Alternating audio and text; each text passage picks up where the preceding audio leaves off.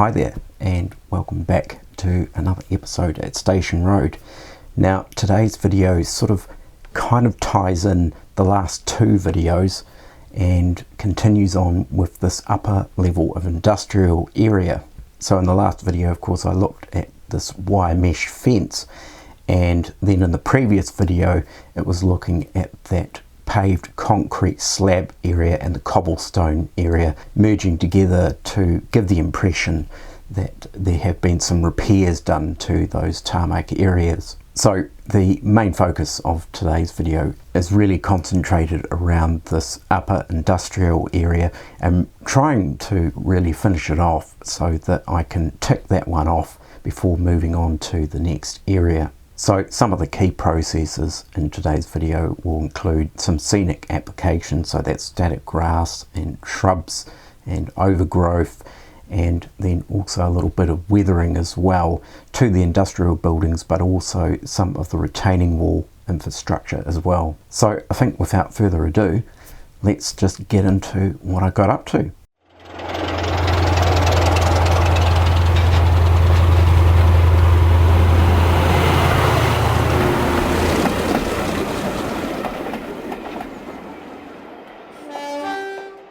So I was thinking the best place to start was around the tunnel entrance area where there is a track that disappears into the back seam. And in this particular area, it will be a case of integrating the retaining walls into the tunnel mouth area. Now, interestingly here, you'll see I placed the wire mesh fencing as per the last video, but you also see over towards the other industrial area, there is a little bit of wire mesh fencing placed there, and that is the plan for the other area of fencing. So just touching on that fencing, I'm considering some of that fencing might be a little bit dilapidated, and I might break it up a little bit, cut the wire mesh and make it look like maybe those two fences actually connected once upon a time and they were taken down as part of maybe some kind of improvised access. Now, one of the benefits, I guess, of kit bashing Metcalfe kits is you do tend to end up with rather a lot of spare parts, and maybe one might say that I'm suffering some kind of Metcalfe illness here because I seem to have quite a lot of leftover kit components, but nonetheless all of this stuff comes in real handy. So starting off, it was a case of integrating the upper retaining wall across the top of the tunnel portal, and unfortunately, even though amongst all those spare parts from Metcalfe kits, I didn't actually have a full complete upper wall section, so I've had to split 3 cavity sections and join them together. But I'm thinking that once some weathering's done and other treatments, that will be hidden relatively well. So there is the capping stones and capping across the top of the walls, and then the sort of merging or integrating with that with the other part of the back seam. So one of the things that I wanted to add in on the other side of the tunnel portal was a reasonably solid looking buttress, because I kind of felt like that maybe in reality that would probably need to be quite a hefty buttress to support that wall. And that was done, of course, by packing out some card and cutting some strips of brick card in order to create that area. And once again, as with all the Metcalfe kit bashing that I do, and even when I actually just build a simple Metcalfe kit, I run along all the edges with a soft coloured pencil that's a similar brick tone, so that we can actually hide all those card edges, which I guess is one of the disadvantages to Metcalfe kits. So we'll follow the progress and see how I get along with this.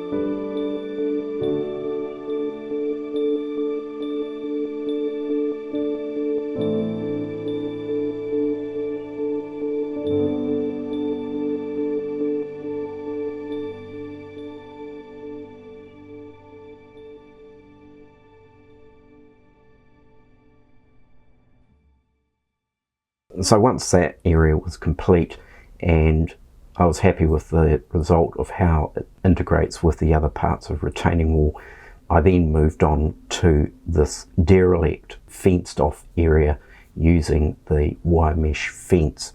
And in this situation it was a case of mapping out where those vertical poles go and drilling holes in the upper level baseboard. So being quite a small kind of confined area, I thought really the best process was, once the fence position is marked out, it was then a case of doing the scenic material with the fences not in position. Now throughout this part of the modelling process you will see from time to time I placed in a thin piece of MDF. Now that essentially really represents the back scene, so it gives me a guide as to where the scenic material will actually run up to, plus also making sure that there's clearance there for the back scene to slide in behind the wire mesh fence. So some usual process again that I use here. The glue material I've used is just some slightly watered down Mod Podge, and I think that seems to work really quite well. And static grass materials, I've used some 4mm and 6mm grasses, plus also some small bits of scatter.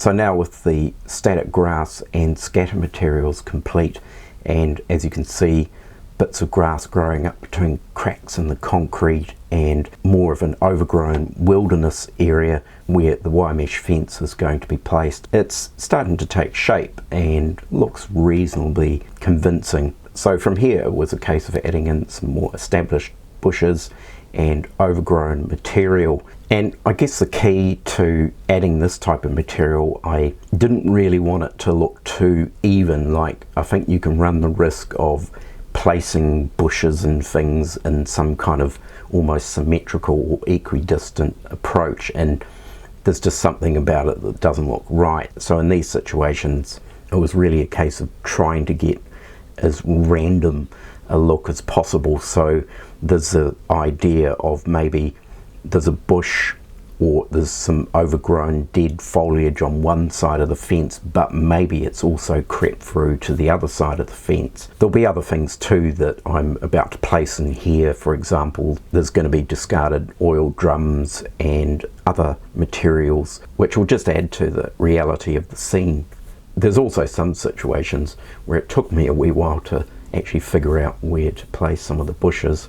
So all of these bushes and scenic materials, of course, I just used some PVA glue to anchor them in place.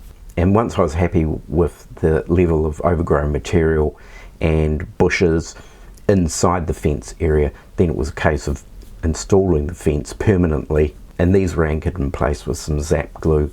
So once, of course, the fences were in place, then it was a case of applying some further overgrown material and bushes on the outside of the fence. So, you know, it gave the impression really that the overgrowth wasn't just confined to the inside of the fence area.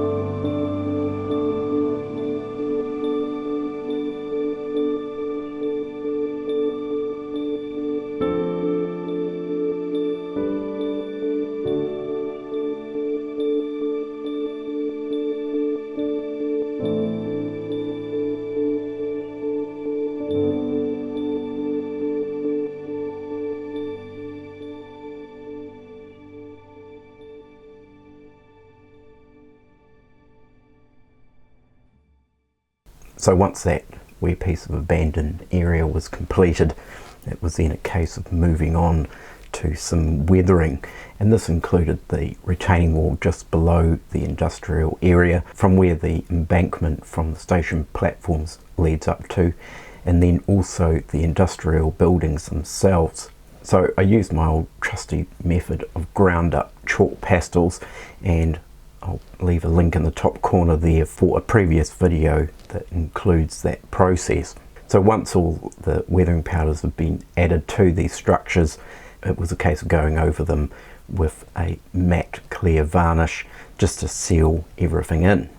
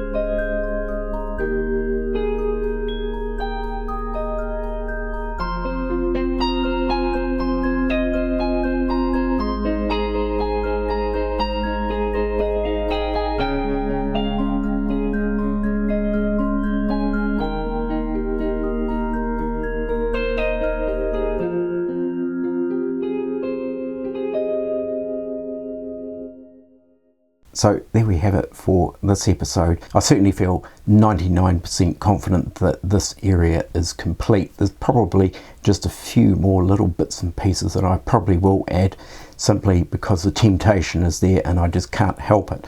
So there may be a few more grass tufts. I also want to add a little bit of oil stain where trucks would sit and idle and drip oil on the cobblestones. And then of course there's also going to be some further weeds and tufts of grass that will skirt around the foundations of the industrial buildings. So one of the other things that I did is add a little bit of lighting into the industrial building. I didn't actually want to go overboard, so there's one level in the right hand wing of the building that's lit, then there's an outside light above the dockway, and I think that lighting is enough, and it certainly adds quite a nice atmosphere to the dockway area and the overgrown rundown area surrounded by the wire mesh fence. So I think next on the list, as I slowly edge my way into the surrounding areas of this particular part of the layout, it will be a case of looking at the embankments that rise up from the station platforms. So there'll be the likes of base scatters and static grass and more brambles and bush type material that will be applied to those areas. So I'll sign off for now. I certainly hope you've enjoyed today's episode and that you've gathered some inspiration and ideas for your layouts. Do take care, look after yourselves, and don't forget to like and subscribe, and I will catch you next time. Bye for now.